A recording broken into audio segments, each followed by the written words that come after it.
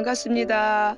혹시 가족 구원을 위해 달려오시다가 지쳐 계신 분들이 계신가요? 계속 이어지는 가족 구원 영상을 통해 위로를 얻으시고 일하시는 하나님의 손길을 발견하시면 좋겠습니다.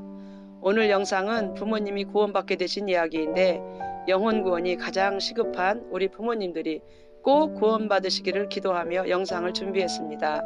오늘도 함께 하시는 분들에게 큰 은혜가 있으시길 기도합니다. 저희 가정에서는 남편뿐 아니라 친정에서도 핍박이 크게 일어났습니다. 큰딸인 내가 주일에 있는 집안 행사에 미리 다녀오는 문제로 가족들이 이해할 수 없었기 때문이었죠. 가족권 때문에 기도하시는 분들은 이렇게 잠시 핍박이 있더라도 내가 먼저 믿음으로 견고하게 서서 흔들림 없이 하나님께 믿음을 드리는 것이 중요하다는 말씀을 꼭 드리고 싶습니다. 내가 가족들에게 무엇인가를 잘해줌으로 구원받게 할 수 없고 하나님께서 은혜를 주셔야 하지만 마음들이 열리기 때문입니다.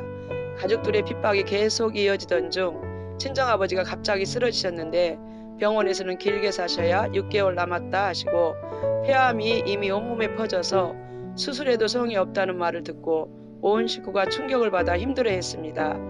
나도 마음이 너무 힘들었지만 한편으로는 이제부터 우리 가족 구원이 시작됨을 믿음으로 바라보았습니다. 친정아버지의 영혼 구원을 위해 온 힘을 다해 기도하기 시작했습니다.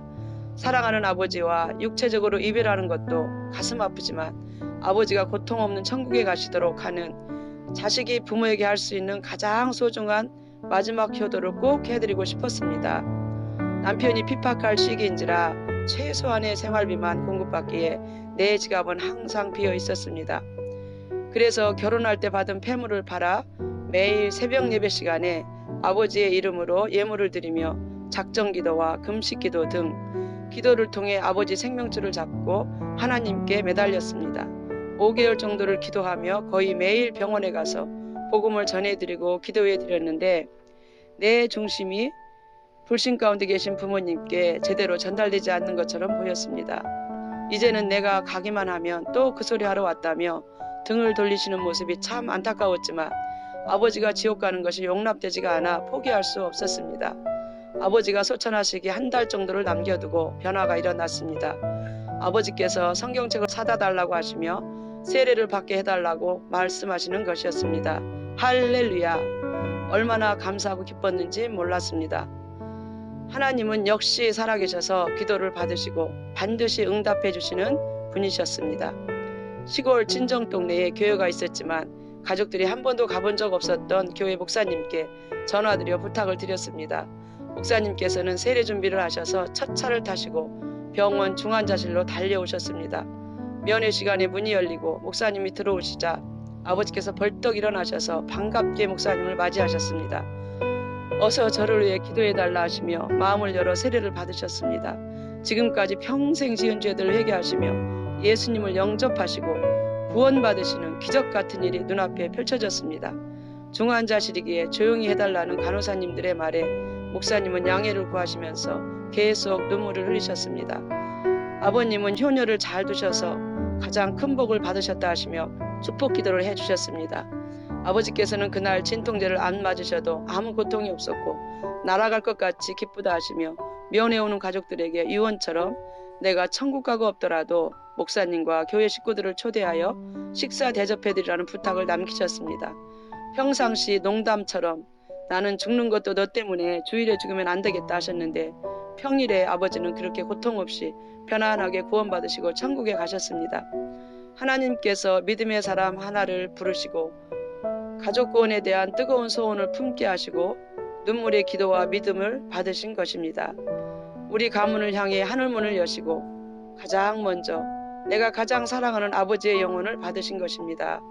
이제부터 가족들의 영혼 구원이 본격적으로 시작되었음을 알려주시는 귀중한 시간이었습니다. 할렐루야. 다음은 시어머니께서 구원받으신 내용을 소개해드리고자 합니다.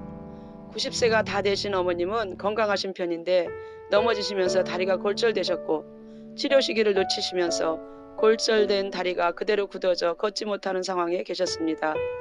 시골 큰 댁에 계셨는데 바깥 출입이 어렵다 보니 대소변 해결이 어렵게 되셨고 또한 화장실이 재래식이다 보니 여러 가지로 어려움이 많아 보였습니다. 이 어려움을 보면서 우리 가정에서 모시자는 마음이 가족들에게 동시에 들었고 그렇게 우리 가정에 어머님이 오시게 되셨습니다. 쉽지 않은 결정이었지만 기도하던 중 어머님의 마지막 인생 황혼기에 영혼 구원의 복을 주시기 위해 우리 가정으로 보내주신 것을 믿게 되었습니다. 또 하나는 만약 예수님께서 저 모습으로 우리 가정에 오신다고 하시면 영접할 수 있을까라는 마음이 들면서 당연하게 모셔드리는 것이 맞다는 마음으로 결정하게 되었습니다. 어머님을 모셔오면서 하나님께 기도드렸습니다. 저는 이 일을 어떻게 해야 할지 모르지만 올해는 못하겠습니다. 2년 정도만 최선을 다해 섬기겠습니다. 도와주세요. 그렇게 거의 2년간은 우리 가족만의 시간이 없었고 시어머님을 모시며 보살피는데 모든 시간을 쏟아야 했습니다.